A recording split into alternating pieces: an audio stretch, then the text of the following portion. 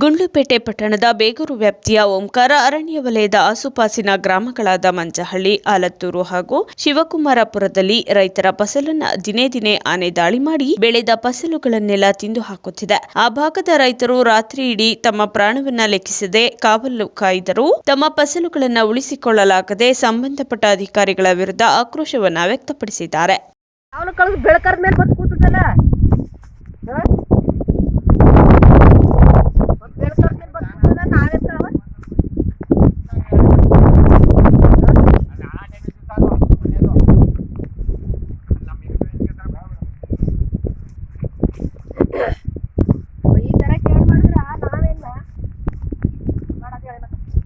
ನೋಡಿ ಸರ್, ಟಮಾಟೆಕಾಯಿ ಮಾಡಿದ್ರೆ ಒಬ್ಬ ರೈತ ಅಂತ ಪೈರ್ ಹಾಕಿ ಮಕ್ಕಳು ಸಾಕಂತ ನಾವು ಸಾಕಿ ಇವತ್ತು ಆನೆ ತಿನ್ಬೇಕಾದ್ರೆ ನಮ್ಗೆ ಎಷ್ಟು ಕಷ್ಟ ಆಯ್ತದು.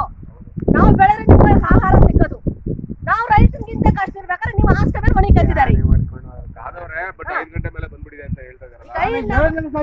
ಅವ್ರು ಫೋನ್ ಮಾಡಿದಾನೆ ಇಲ್ವೋ ಕೇಳಿ, ಯಾವ ಟೈಮಲ್ಲಿ ಫೋನ್ ನಾವು ಯಾವ ಟೈಮಲ್ಲಿ ಕಾಯಕದ್ದು ರೈತ ಫೋನ್ ಮಾಡಿಲ್ವಾ ಕೇಳಿ.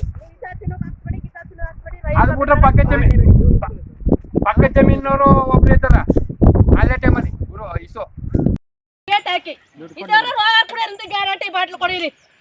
ಇವತ್ತು ನಾವು ಈ ಬಿಡಲ್ಲ. ಇವತ್ತು ತೀರ್ಮಾನ ಮಾಡ್ಕೊಂಡೆ. ನಾನು ಫೋನ್ನೇ ಮಾಡಬೇಡಿ, ಯಾರನ್ನು ಕರಿಬೇಡಿ, ನಾವು ಡೈರೆಕ್ಟ್ ಅಲ್ಲಿಗೆ ಹೋಗೋವಂತ ಹೇಳಿದ್ದು ನಾನು. ಸರ್ ಟೊಮೊಟೊ ಸರ್ ಇವತ್ತು ಟೊಮೊಟೊ 25 ರೂಪಾಯಿ ಒಂದು ಎಕರೆ ಹೋದ್ರೆ ಸರ್ ಈಗ ನೀವು 5,000 10,000 ಬರೆದ್ರೆ ಮಿಕ್ಕದ ಅಮೌಂಟ್ ಎಲ್ಲಿ ಬರುತ್ತೆ ಸರ್ ಅವ್ರಿಗೆ? ನಾನು ಅದನ್ನ ಹೇಳ್ತೀನಿ ಬರ್ಲಿ ಅಂತೇಳಿ ಅವ್ರಿಗೆ ಹೇಳ್ತಾರಲ್ವೇ. ಕರ್ಕೊಂಡ್ಬರ್ತೀನಿ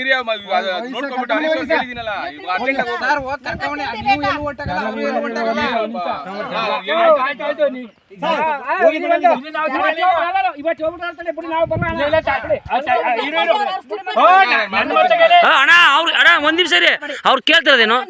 1 ಎಕರೆ ಟೊಮೊಟೊ ಹೋಗಿದೆ 25 ರೂಪಾಯಿ ರೈಟು ಕಟ್ಕೊಳ್ಬಿಡಿ ಬಿಡಿ.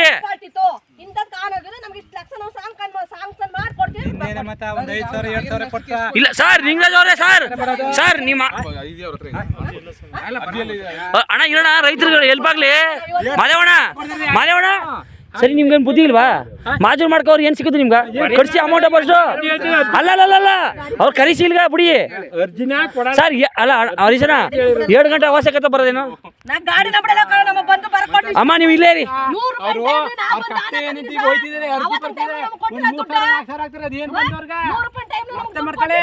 ಸರ್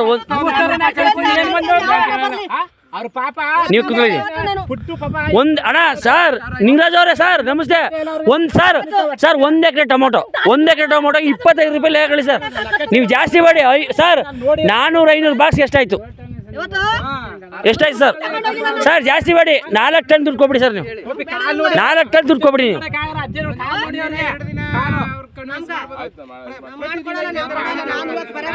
ಸರ್ 1 ಎಕರೆ ಟೊಮೊಟೊ ಸರ್ ಈಗ ಕೆಲಸ ಮಾಡ್ಬಿಟ್ಟು ಸರ್.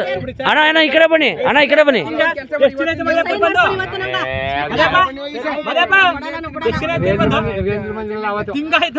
ಸರ್ ಹರೀಶನ 1 ನಿಮಿಷ ರೀ ಅಣ್ಣ. ಅಲ್ಲ ಕೂಗಾಡ್ಬೇಡಿ ಅಣ್ಣ, ಕೂಗಾಡ್ಬೇಡಿ ಅಣ್ಣ. 1 ನಿಮಿಷ ಕೂಗಾಡ್ಬೇಡಿ ರೀ ಹರೀಶನ. ಎಲ್ಲಿ ಹೋಗ್ತಾರೆ ಹರೀಶನ? ಅಯ್ಯೋ ಸುಮ್ಮನೆ ನೀವು ಏಕೆ ಮಾಡಿದ್ರೆ ಸುಮ್ಮನೆ ಕೂತ್ಕೊಂಡು ಗೊತ್ತಿಲ್ಲ. ಏನ್ ಕೊಡ್ರಿ ಇವರು? ಬದನೆಕಾಯ್ತು ಅದೇನ್ ಕಳಿಸ್ತೀರ? ಇವ್ರು ಇದ್ದರೆ ಬರ್ತಾರೆ. ಸುಮ್ ಕೂತ್ಕ ಗುರು, ನಿಮ್ಗೆ ಗೊತ್ತಿಲ್ಲ. ಆ ಬಡ್ಡಿ ಬರ್ಬೇಕ್ರಿ.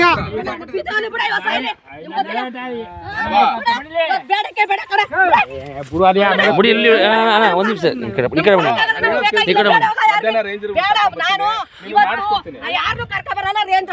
ಬನ್ನಿ. ಸರ್ ನೋಡಿ ಅಂದ್ರೆ ಸರ್ 1 ನಿಮಿಷ ಹರೀಶನ.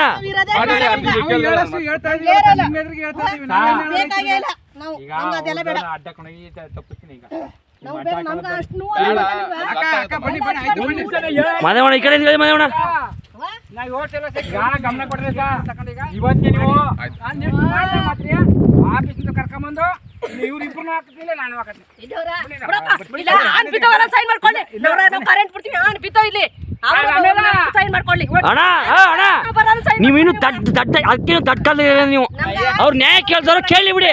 ನಿಮ್ಮನ್ನ ಕೇಳಕ್ಕಾಗತ್ತ ಅವ್ರು ಕೇಳಿರಿ. ಒಂದು ನಿಮಿಷ ಕೇಳಿ ನೀವು ಕೇಳಿ ನೀವು ಈಗ ಪಾಯಿಂಟ್ ಕೇಳಿ ನೀವು ಕೇಳಿ ಪಾಯಿಂಟ್ ನೀವು. ಈಗ ರೇಂಜರ್ ಬರ್ತಾರ ಒಂದ್ ನಿಮಿಷ ಎಷ್ಟು ಗಂಟೆ ಬರ್ತಾರ ಅಣ್ಣ? ಗಾಡಿ ಬಿಟ್ಟು ಕಳಿಸಿ ಎಷ್ಟು ಗಂಟೆ ಬರ್ತಾರ ಸರ್? ಎಷ್ಟು ಗಂಟೆ ಕರ್ಕೊಂಡ್ ಬರ್ತಾರೆ ಸರ್ ರೇಂಜ್? ಮಿಸ್ ಮಾಡ್ಬಿಟ್ಟಿಲ್ವಾ ನೋಡಿ ಇನ್ನೂ ಬರ್ತಾರಲ್ಲ.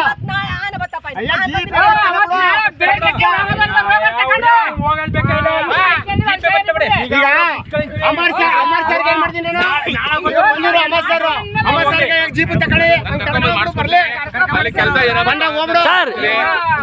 ಸರ್ ಎಷ್ಟು ಗಂಟೆ ಬರ್ತಾರೆ ಸರ್ ಇಲ್ಲಿಗೆ? ಸರ್ ಒಳ್ಳೆ ಕೆಲಸ ಏನು ಮಾಡಕ್ಕಾಗಲ್ಲ. ಹರೀಶಣ್ಣ ಅಣ್ಣ ಬಾಯಿ ಬೋಡಿ ಮಾಡಿ ಅಣ್ಣ ಎಷ್ಟು ಗಂಟೆ ಬರ್ತಾರೆ? ಎಷ್ಟು ಗಂಟೆ ಬರ್ತಾರೆ ಸರ್? ಅಲ್ಲ ಇವತ್ತು ಬರಲಿ.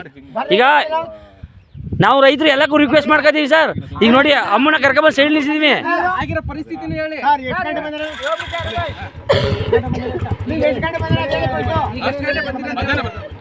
ಅವ್ರಿಗೆ ಉತ್ಸಾಹ ಇಲ್ಲ ಗೊತ್ತಾ?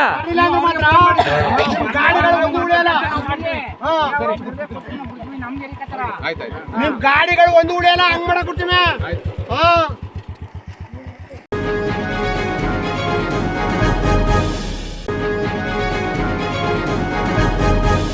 ಬ್ರೇಕ್ ಫೇಲ್ಯೂರ್ನಿಂದ ಸಾರಿಗೆ ಬಸ್ ವಿದ್ಯುತ್ ಕಂಬಕ್ಕೆ ಡಿಕ್ಕಿ ಹೊಡೆದು ಅದೃಷ್ಟವಶಾತ್ ಪ್ರಾಣಾಪಾಯದಿಂದ ಪ್ರಯಾಣಿಕರು ಪಾರಾಗಿದ್ದಾರೆ. ನಂಜನಗೂಡು ತಾಲೂಕಿನ ಕಲ್ಮಹಳ್ಳಿ ಗ್ರಾಮದ ಗೇಟ್ ಬಳಿ ಘಟನೆ ನಡೆದಿದ್ದು, ನಂಜನಗೂಡು ನರಸೀಪುರ ಮಾರ್ಗವಾಗಿ ತೆರಳುತ್ತಿದ್ದ ಬಸ್ ತಿರುವಿನಲ್ಲಿ ಬ್ರೇಕ್ ಫೇಲ್ ಹಿನ್ನೆಲೆ ವಿದ್ಯುತ್ ಕಂಬಕ್ಕೆ ಡಿಕ್ಕಿ ಹೊಡೆದಿದೆ. ಕೆಲ ಕಾಲ ಸಂಚಾರ ಅಸ್ತವ್ಯಸ್ತವಾಗಿದ್ದು, ಬಿಳಿಗೆರೆ ಪೊಲೀಸ್ ಠಾಣೆಯಲ್ಲಿ ಪ್ರಕರಣ ದಾಖಲಾಗಿದೆ. ಕಲ್ಮಳ್ಳಿ ಗೇಟ್ ಕನೆ ಗೌರ್ಮೆಂಟ್ ಬಸ್ಸು ಕಂಬ ಕೊಡ್ಬಿಟ್ಟು ರೋಡ್ ಎಲ್ಲ ಜಾಮ್ ಆಗೈತೆ. ಕರೆಂಟು ಕಂಬ ಹಾಕ್ಮೇಲೆ ಬರೋದು.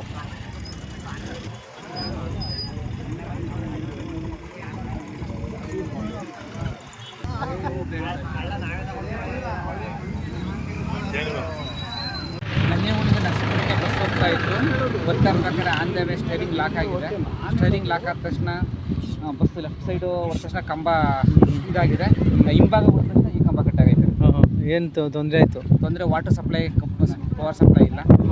ತಕ್ಷಣ ಹೊಡೆದ ತಕ್ಷಣ ಕರೆಂಟು ಆಫ್ ಆಯ್ತಾ? ಅದೇ ಲೈನ್ ಟ್ರಿಪ್ ಆಗ್ಬಿಟ್ಟೈತೆ. ಸುತ್ತ ಲೈನ್ ಟ್ರಿಪ್ ಆಗಲಿಲ್ಲ ಅಂದರೆ ತುಂಬ ಬಸ್ಸಲ್ಲಿ ಇರೋರೆಲ್ಲ ಸ್ಪಾಟ್ ಔಟ್ ಆಗ್ಬಿಡ್ತಾರೆ.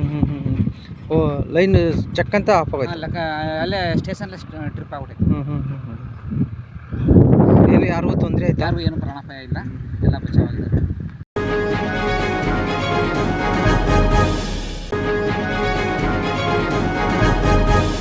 ಗಾಳಿಪಟದ ದಾರಕ್ಕೆ ಸಿಲುಕಿದ್ದ ಹದ್ದನ್ನ ರಕ್ಷಣೆ ಮಾಡಲಾಗಿದ್ದು, ಮಂಡಿ ಮೊಹಲ್ಲಾದಲ್ಲಿ ಘಟನೆ ನಡೆದಿದೆ. ಮಂಡಿ ಮೊಹಲ್ಲಾ ನಿವಾಸಿ ಸೂರಜ್ ಎಂಬುವರಿಂದ ರಕ್ಷಣೆಯಾಗಿದ್ದು, ಗಾಳಿಪಟದ ದಾರಕ್ಕೆ ಸಿಲುಕಿ ಒದ್ದಾಡುತ್ತಿದ್ದ ಹದ್ದು. ಇನ್ನು ಗಾಳಿಪಟದ ದಾರಗಳನ್ನ ಎಲ್ಲೆಂದರಲ್ಲಿ ಬಿಡಬೇಡಿ ಎಂದು ಮನವಿಯನ್ನ ಮಾಡಿದ್ದಾರೆ ಸೂರಜ್ ರವರು.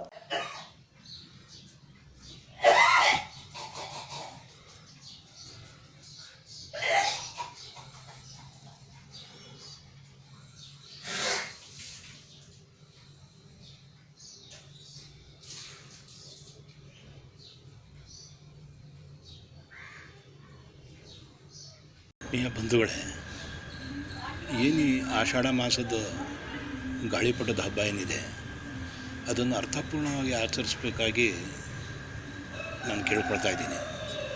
ಯಾಕೆಂತಂದರೆ ಈ ಒಂದು ಗಾಳಿಪಟದ ಹಬ್ಬದ ಕಡೆಯಿಂದ ಈ ದಾರಾನ ಹಾಗೆ ಬಿಟ್ಟಿರ್ತಾರೆ, ಅದು ಗಾಳಿಯಲ್ಲೇ ಇರುತ್ತೆ. ಈ ಹಾರುವ ಹಕ್ಕಿಗಳು, ಪ್ರಾಣಿ ಪಕ್ಷಿಗಳಿಗೆ ಅದನ್ನು ಕಂಟಕ ಆಗಿ ತಿರುಗುತ್ತೆ. ಈ ಒಂದು ನಿಮಗೆ ಉದಾಹರಣೆ ನಾನೊಂದು ವಿಡಿಯೋ ಮಾಡಿ ಹಾಕಿದ್ದೀನಿ. ಇದು ನಮ್ಮ ಮನೆಯಲ್ಲೇ ನಡೆದ ಘಟನೆ. ಇವತ್ತು ನಾನು ಬೆಳಿಗ್ಗೆ ದಾರ ಬಂದು ಕಾಲಿಗೆ, ಮೈಗೆ, ರೆಕ್ಕೆ ಪುಕ್ಕಗಳಿಗೆಲ್ಲ ಸಿಕ್ಕಾಕೊಂಡು ನೇತಾಡ್ತಿದ್ದ ಒಂದು ಹದ್ದು. ನಾವು ಹದ್ದಿಗೆ ಒಂದು ಹದ್ದಿನ ಕಣ್ಣು ಅಂತ ಹೇಳ್ತೀವಿ. ಆ ಒಂದು ಹದ್ದಿನ ಕಣ್ಣು ಅಂತ ಒಂದು ಇರೋವಂಥ ಹದ್ದಿಗೆ ಅದನ್ನು ದಾರ ಕಾಣಲಿಲ್ಲ ಅಂತಂದರೆ ಇನ್ನು ಬೇರೆ ಪ್ರಾಣಿ ಪಕ್ಷಿಗಳ ಗತಿ ಏನು? ಸೊ ಹಾಗಾಗಿ ಅದನ್ನು ಏನು ಗಾಳಿಪಟ ಹಾರಿಸ್ತೀರ ನೀವು, ಹಾರಿಸಾದ್ಮೇಲೆ ಅದಕ್ಕೆ ಸರಿಯಾಗಿ ಅದನ್ನು ಸುತ್ತಿಟ್ಟು ಅದನ್ನು ಮಾಲಿನ್ಯ ಮಾಡದೆ, ಪರಿಸರ ಮಾಲಿನ್ಯ ಮಾಡದೆ ಅದನ್ನು ಹಾಗೆ ಮಾಡಬೇಕಾಗಿ ನನ್ನ ಕಡೆಯಿಂದ ವಿನಂತಿ.